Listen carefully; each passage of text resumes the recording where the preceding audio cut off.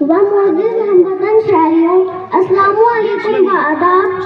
میں ہمائسہ، میں آج 70ویں یوم جمہوریہ کے موقع پر آپ کے سامنے اپنے خیالات کا اظہار کرنا چاہتی ہوں۔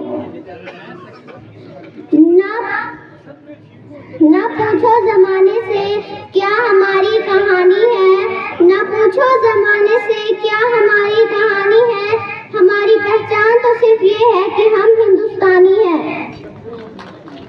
26 جنوری کا دن ہمارے ملک ہندوستان کی تاریخ میں نہایت اہمیت کا حامل ہے۔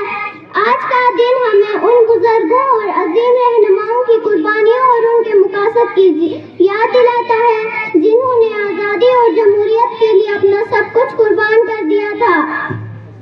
ہمارا ملک یوں تو 15 اگست 1947 عیسوی کو انگریزوں کی غلامی سے آزاد ہوا تھا، لیکن قانونی اعتبار سے ہم انگریزوں کے ماتحت تھے، کیونکہ اس وقت انگریزی دستور العمل ہمارے ملک میں نافذ تھا۔ ہمارے ملک کے رہنماؤں نے اپنا آئین بنانے کے لیے ایک کمیٹی قائم کی جس کے سربراہ ڈاکٹر امبیڈکر تھے۔ اس کمیٹی نے ملک کے لیے ایک آئین تیار کیا۔ اس آئین کو 26 جنوری 1950 عیسوی کو ہمارے ملک میں نافذ کیا گیا تھا۔ اسی وقت سے اس دن کو خاص اہمیت حاصل ہوئی اور ہم ہر سال 26 جنوری کو یوم جمہوریہ کے طور پر مناتے ہیں۔ 26 جنوری ہمارے ملک کا قومی تہوار ہے۔ اسی تاریخ کو ہمارا ملک جمہوری اور سیکولر ملک بنا، یعنی عوام کی حکومت، عوام کے ذریعے عوام کے لیے کام کرنے کی شروعات ہوئی۔ یہ فیصلہ ہوا کہ حکومت کا کوئی مذہب نہیں ہوگا بلکہ وہ غیر جانبدار ہوگی۔ اسی لیے آئین کو وجود دیا گیا تھا جو مذہبی تھا، نہ مذہبی بلکہ اس کے اصول و ضوابط اور دفعات و قوانین اخوت محبت کی بنیاد پر بنائے گئے تھے۔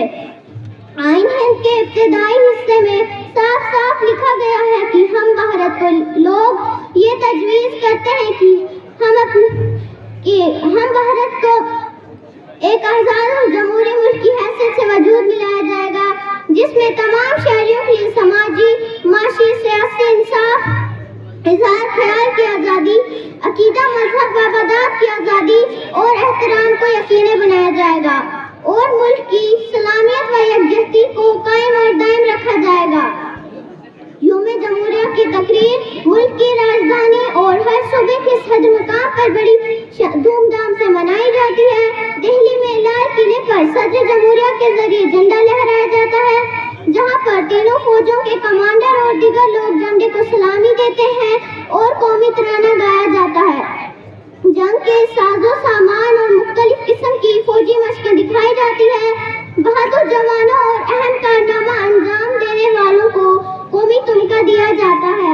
اسکولوں اور سرکاری دفاتر میں بھی یوم جمہوریہ بڑی شان سے منایا جاتا ہے۔ یوم جمہوریہ کے موقع پر آئیے ہم سب عہد کریں کہ ہم اپنے ملک کے آئین کی حفاظت کریں گے، ملک کی ہم آہنگی اور امن کو برقرار رکھیں گے۔ ہم اپنی زندگی میں کچھ ایسا کریں گے جس سے پوری دنیا میں ہمارے ملک کا نام روشن ہو۔